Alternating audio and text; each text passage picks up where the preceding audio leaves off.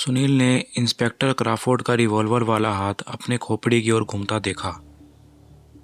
वह नीचे झुककर वार बचा गया।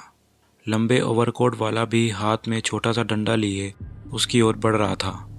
सुनील ने टेलीफोन को रिसीवर सहित उठा लिया। एक झटके से उसने टेलीफोन के प्लग को सॉकेट से निकाल दिया।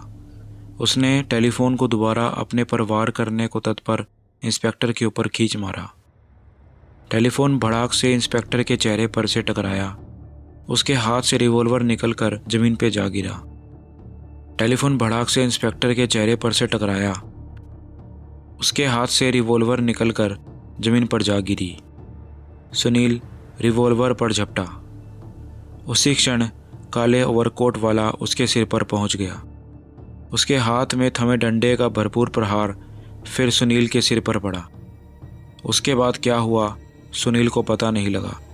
उसकी चेतना लुप्त हो चुकी थी। जब सुनील की आंख खुली तो उसने अपने आप को अस्पताल के एक कमरे में पाया। उसके जिस्म का जोड़ जोड़ दुख रहा था और उसके सिर पर पट्टी बंधी हुई थी। उसने सिर घुमाकर कमरे में चारों ओर देखा। कमरा खाली था। फिर उसे पलंग के साथ काल बैल का पुश लटका दिखाई दिया। उसने पुश का बटन दबाया और उस पर से हाथ हटाना भूल गया। एक आदमी भागता हुआ कमरे में घुसा। वह एक सफ़ेद कोट पहने हुए था और उसके गले में स्टेथोस्कोप लटक रहा था। क्या करते हो मिस्टर? वह जल्दी से बोला। सुनील ने पुश पर से हाथ हटा लिया। तुम डॉक्टर हो? सुनील बोला। हाँ, मैं कहाँ हूँ? सुनील बोला।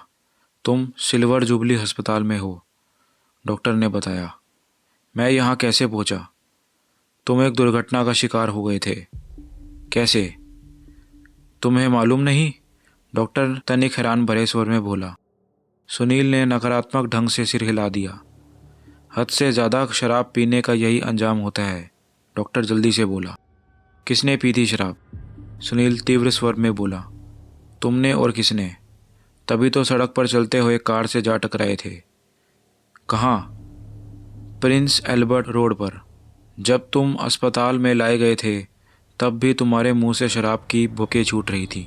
लेकिन कल मैंने शराब पी ही नहीं थी, बल्कि शराब को चखा तक नहीं था। तुम शराब नहीं पीते? पीता तो हूँ, लेकिन तो क्या रात को किसी ने शराब जबरदस्ती तुम्हारे हलक में उड़ेल दी थी? हाँ, यह हो सकता है। डॉक्टर विचित्र नेत्रों से उसकी ओर देखने लगा। मेरी हालत कैसी है?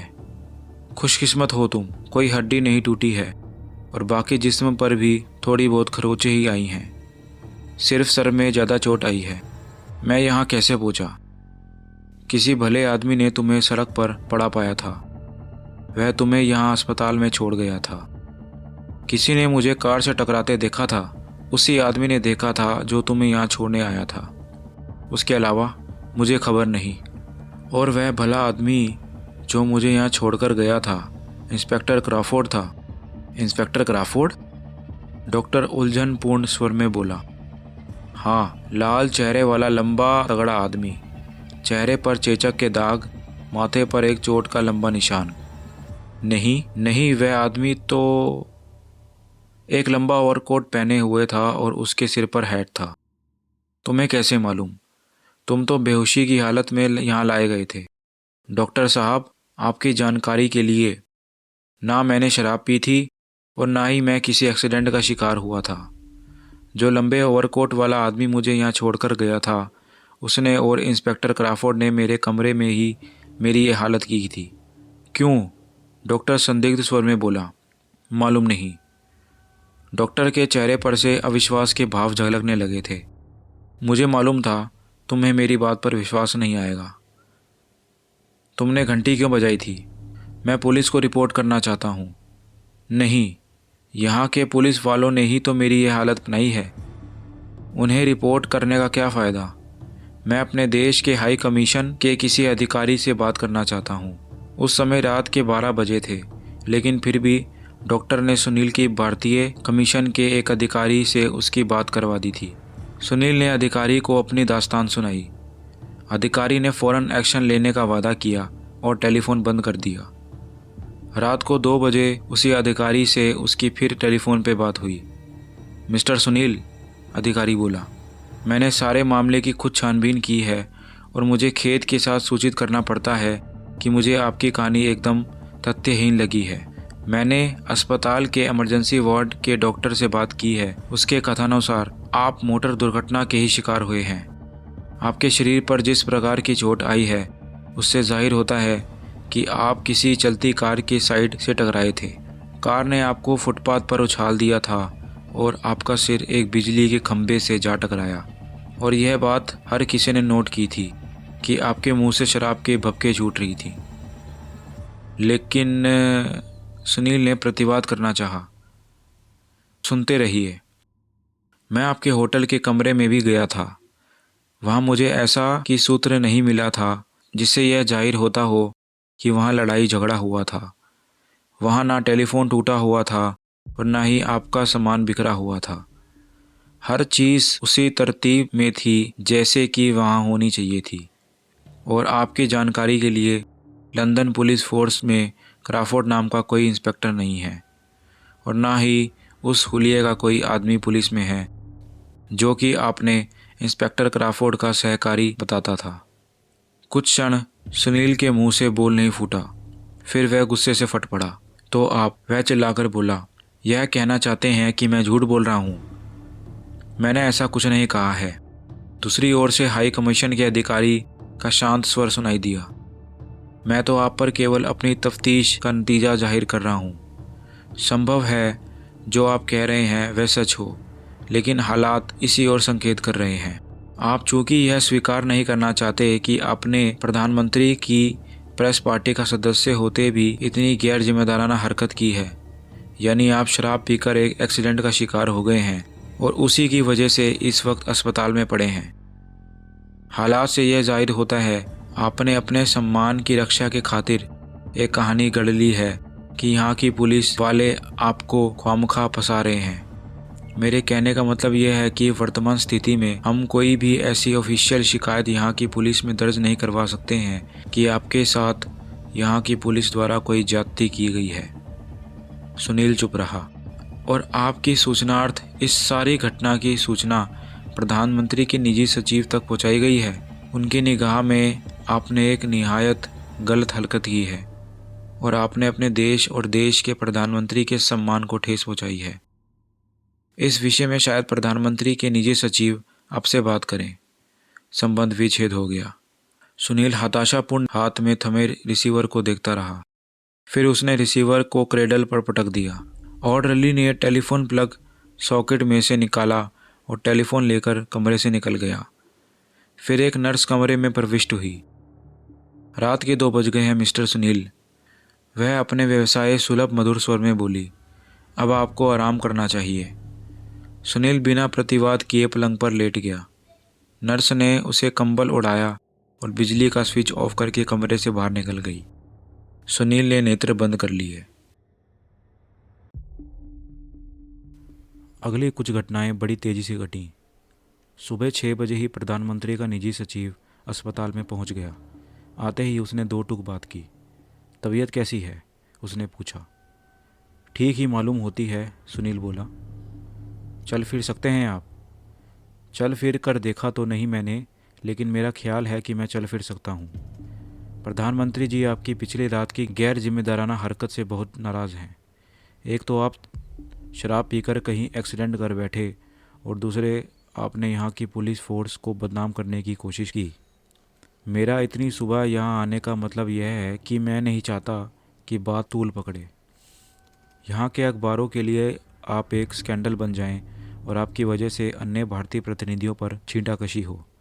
आपका सामान आपके होटल के कमरे से एयरपोर्ट पर पहुंचा दिया गया है। एयर इंडिया की फ़्लाइट नंबर 110 लंदन से मुंबई के लिए रवाना हो रही है। मैंने उसमें आपकी सीट बुक करवा दी है। हाई कमीशन की एक गाड़ी आपको अभी एयरपोर्ट ले जाएगी और मैंने इस बात का इंतज़ाम कर दिया है कि प्लेन रवाना होने तक अखबार वालों की आप तक पहुंच ना हो। बाकी बातें भारत पहुंचकर होगी। सुनील को यूँ लगा जैसे सचिव ने आखिरी वाक्य एक धमकी के तौर पर कहे हों। सुनील चुप रहा। कुछ कह पाने की गुंजाइश नहीं थी। प्रधानमंत्री का निजी सचिव उसे एक अन्य आदमी के हवाले करके वहाँ से विदा हो गया। दूसरे आदमी ने सुनील को अस्पताल के कपड़े उतारकर अपने कपड़े पहनाने में सहायता की। नर्स ने गीले तौलिए से उसका थोड़ा बहुत हुलिया सुधार दिया, उसे एक इंजेक्शन दे दिया और कुछ कैप्सूल और गोलियां उसके कोट के जेब में डाल दी। दुर्घटना में मेरे सूट की हालत नहीं बिगड़ी? एकाएक सुनील बोला। बिगड़ी थी, नर्स बोली।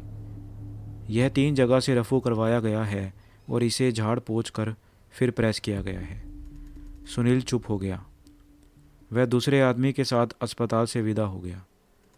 दूसरा आदमी हाई कमीशन की एक बंद गाड़ी में उसे एयरपोर्ट पर ले आया।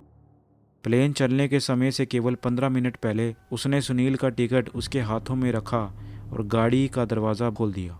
सुनील चुपचाप कस्टम के बैरियर की ओर बढ़ गया। उसने अपना फेल्ट हैट अपने सिर पर इस प्रकार जमाया था कि सिर पर बंधी पट्टी छुप गई। उसने अपना पासपोर्ट वगैरह चेक करवाया और आगे बढ़ा। एकाएक उसकी दृष्टि हवाई पट्टी की एयरपोर्ट की इमारत से अलग करने वाली लोहे की रेलिंग पर पड़ी। वहाँ वह आदमी खड़ा था जिसने पिछली रात सुनील को अपना नाम इंस्पेक्टर क्राफोर्ड बताया था। उसकी निगाह सुनील से मिली और उसके चेहरे पर एक इत्मीनान भरी मुस्कुराहट उभर आई। उस समय वह एक ट्वीड का सूट और उसके ऊपर एक लंबा ओवरकोट पहने था, जिसके सामने के सारे बटन खुले हुए थे। उसकी मोटी उंगलियों में एक सिगार बना हुआ था। सुनील को अपनी ओर देखते पाकर उसने अभिवादन के रूप में अपना हाथ हिलाया। सुनील अंगारों पर लौट गया। उसने उस ओर से दृष्टि फिरा ली और सीधा प्लेन की ओर बढ़ा। वह प्लेन में जा बैठा। ठीक 8 बजे प्लेन हवाई पट्टी पर दौड़ने लगा। आखिरी क्षण में सुनील ने प्लेन की खिड़की से बाहर झांका। वह आदमी अभी भी बैरियर के पास खड़ा सिगार पी रहा था। शायद उसे शक था कि कहीं आखिरी क्षण पर सुनील प्लेन से उतर ना जाए। प्लेन टेक ऑफ कर गया। सुनील ने हैट उतारकर अपनी गोद में रख लिया और अपनी सीट की पीठ से अपना सिर टिका दिया। उसका दिमाग तेजी से काम कर रहा था। प्लेन का अगला स्टॉपेज कौन सा है? सुनील ने गैंगवे से गुजरती एक एयर होस्टेस से हिंदुस्तानी में पूछा। पेरिस, उत्तर मिला। ठीक 9:05 पर प्लेन पेरिस के ओरली एयरपोर्ट पर उतरा। एयर होस्टेस से ही उससे मालूम हुआ था कि वहाँ प्लेन 40 मिनट रुकने वाला था। पेरिस से प्लेन में कितने ही और यात्री सवार हो गए। एयर होस्टेस उन्हें विभिन्न सीटों की ओर निर्देशित करती रही। वहाँ उतरने वाला कोई ना था। एकाएक सुनील अपने स्थान से उठा और एयर होस्टेस के समीप पहुंचा। I am sorry to bother you, वह बोला, लेकिन मुझे यहीं उतरना होगा। लेकिन आप तो हमारे साथ मुंबई तक जाने वाले थे, एयर होस्टेस बोली। जाने वाला था, लेकिन अब नहीं जा पाऊंगा, सुनील खेदपूर्ण स्वर में बोला। मेरे कुछ बहुत महत्वपूर्ण कागज लंदन में ही रह गए हैं। मुझे यहीं से फ़ौरन वापस जाना होगा। भारत के लिए मैं शाम तक कोई दूसरी फ़्लाइट पकड़ लूँगा। As you wish. मैं कस्टम पर जा रहा हूँ, मेरा सामान उतरवा दीजिए। ओके। सुनील ने अपना हैट दोबारा अपने सिर पर जमा लिया और एयरपोर्ट की इमारत की ओर बढ़ा। कस्टम से निपटने के बाद वह एयरपोर्ट से बाहर निकला। वह ओरली एयरपोर्ट से टैक्सी पर सवार हुआ और सेंट्रल बस टर्मिनल पर पहुंच गया। वहां से वह एक बस पर सवार हो गया। बस नारमंडी के समुद्र तट पर स्थित इलाके शेरबोर तक जाती थी। लगभग 12:30 बजे वह शेरबोर पहुंचा। अपना सूटकेस उसने बस टर्मिनल के क्लॉक रूम में जमा करवा दिया और ब्रीफकेस हाथ में लटकाते हुए समुद्र तट की ओर बढ़ा। अगले 2 घंटे में उसने एक ऐसा मछियारा खोज निकाला जो एक स्टीमर का स्वामी था और जो रात के अंधकार में इंग्लिश चैनल पार करके उसे इंग्लैंड के किसी सुनसान तट पर छोड़ आने के लिए तैयार था, बशर्ते उसे एक मोटी रकम एडवांस में दे दी जाती। सुनील ने ऐसा ही किया। उसने भोजन किया, बस टर्मिनल से अपना सूटकेस लिया और वापस मछियारे के स्टीमर में पहुंच गया। दिन भर वह स्टीमर में सोया रहा। रात के लगभग 7 बजे मछियारे ने स्टीमर को पायर से खोला और उसे समुद्र की छाती पर दौड़ा दिया। इंग्लैंड और फ्रांस दोनों देशों की पेट्रोल पुलिस से बचता हुआ वह मछियारा सुनील को इंग्लैंड में साउथहैम्पटन के उजाड़ समुद्र तट पर छोड़ गया। सुनील फिर इंग्लैंड में था।